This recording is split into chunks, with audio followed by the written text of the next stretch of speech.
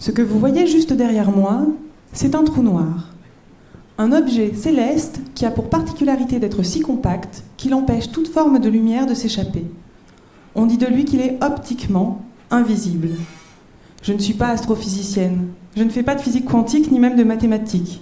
Beaucoup d'entre vous diront peut-être que je ne suis même pas une scientifique, je suis juriste.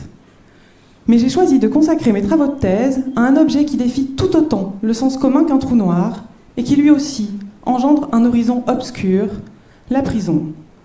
Plus particulièrement, j'étudie les relations entre le détenu et l'administration pénitentiaire. Longtemps, le détenu a été qualifié d'assujetti au service public. Il est perçu comme une personne soumise à l'administration, objet de prescription, c'est-à-dire d'obligation auxquelles il doit se conformer sous peine de sanction. À l'exemple du placement en cellule disciplinaire où il est isolé du groupe et où il est privé d'activité. Seulement, s'il est nécessaire de soumettre le détenu à des obligations, cela n'est pas suffisant pour atteindre la finalité de la peine. En effet, toute peine doit trouver un équilibre entre différents objectifs.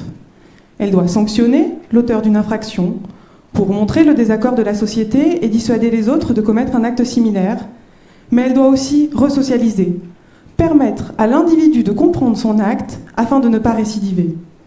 La peine de prison doit donc offrir autre chose que l'horizon obscur d'un trou noir au détenu.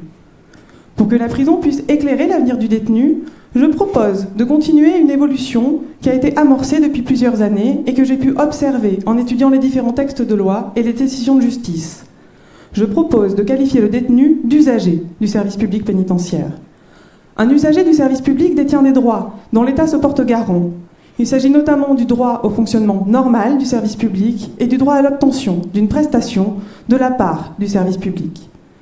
Tout comme le patient, usager du service public hospitalier, a le droit à un hôpital qui fonctionne en continu et dans des conditions sanitaires exemplaires et a le droit d'obtenir des soins, le détenu doit pouvoir bénéficier de conditions de détention dignes, sans surpopulation carcérale, et obtenir une prestation de la part de l'administration, une prestation qui est induite par la peine et qui va lui donner du sens, une prestation de réinsertion.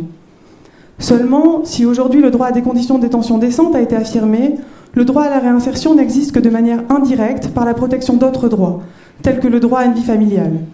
Pourtant, c'est la réinsertion qui va permettre une lutte efficace contre la récidive. Reconnaître aux détenus le statut d'usager du service public pénitentiaire serait donc une étape fondamentale. Elle permettrait d'obliger l'État à aider le détenu à préparer son retour dans la société. Elle permettrait une réforme en profondeur du système pénal pour un système plus efficace. Alors je ne sais pas de quoi mon horizon sera fait, mais la seule chose que je sais, c'est qu'après 8 ans, moi je ne récidiverai pas.